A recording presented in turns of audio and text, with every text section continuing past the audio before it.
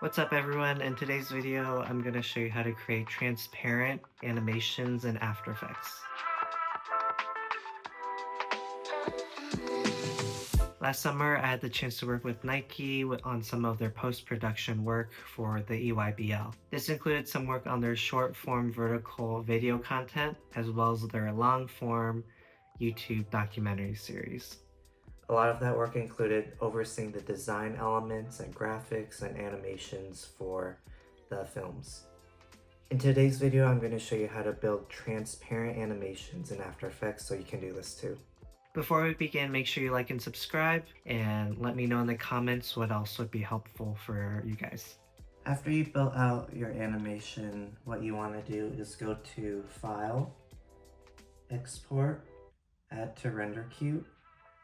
And then when you go to output mode, make sure you go to format, drop down to QuickTime, and then in video output, go to channels.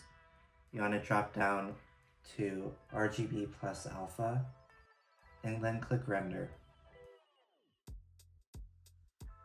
What you'll end up with is a QuickTime MOV file that you can't really open to preview. But if you drag it into Premiere, it'll show up as a transparent animation. Hopefully that was helpful. I'll see you next time.